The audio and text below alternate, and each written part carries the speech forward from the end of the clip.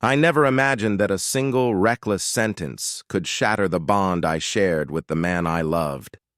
Yet months later, the memory of that night still lingers vividly. The way his eyes hardened. The way something inside him quietly fractured beyond repair. It started over something so trivial, the kind of argument most couples forget by morning. We were in the kitchen, dishes stacked high in the sink, both of us drained from a long day. He had forgotten to grab the groceries I'd asked for, and my frustration boiled over.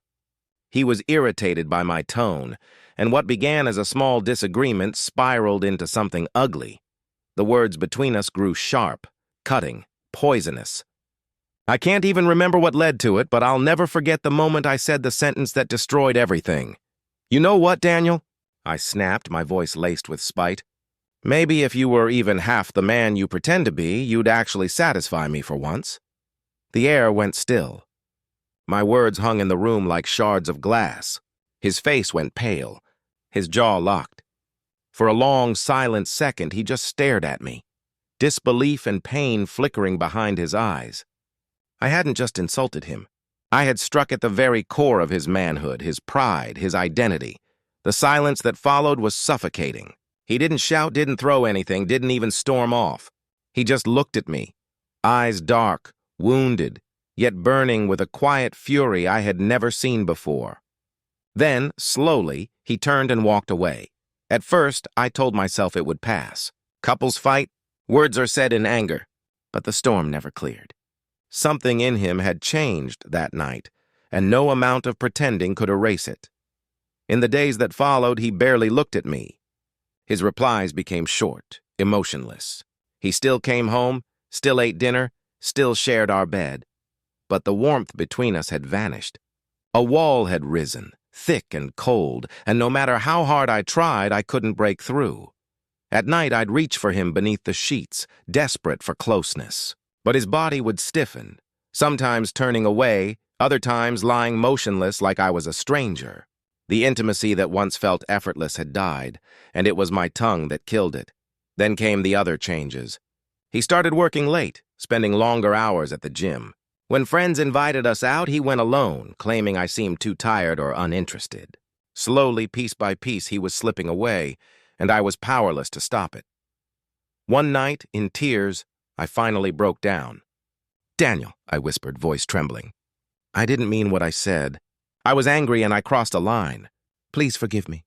He looked at me, really looked at me, for the first time in weeks.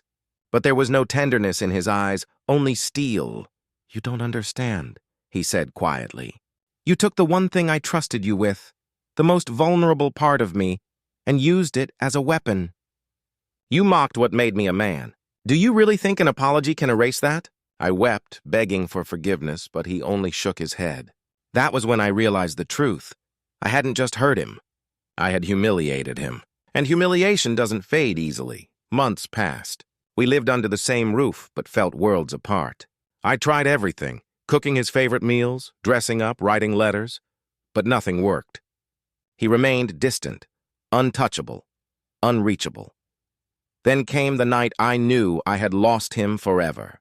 We were at a dinner party with friends, laughter and wine filling the room. Someone made a joke about couples saying things they regret during fights. Then, with teasing smiles, they asked us, "So, what's the worst thing you two have said to each other?" My heart froze. I prayed he wouldn't mention it, that he'd laugh it off. But Daniel's gaze met mine, cold, piercing. With a tight smile, he said, "Words cut deepest when they're meant to."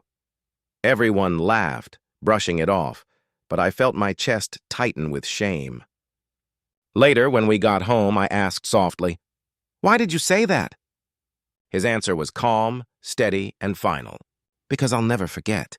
And I'll never look at you the same again." That was the moment I knew the damage was permanent. I had broken something that couldn't be fixed. Now every time I see him sitting on the couch, scrolling through his phone, or leaving the house without a word, I feel the sting of what I did. He once looked at me with love, with desire. Now his eyes hold nothing. Sometimes he doesn't even look at me at all. People say one mistake doesn't define a marriage. But sometimes, one mistake is all it takes to poison it beyond saving. I thought I could hurt him, then heal it later with apologies, but I was wrong. Words don't fade. They linger, they scar, and sometimes they kill the love you thought would last forever. I mocked my husband's manhood in anger, and from that night on, he never saw me the same.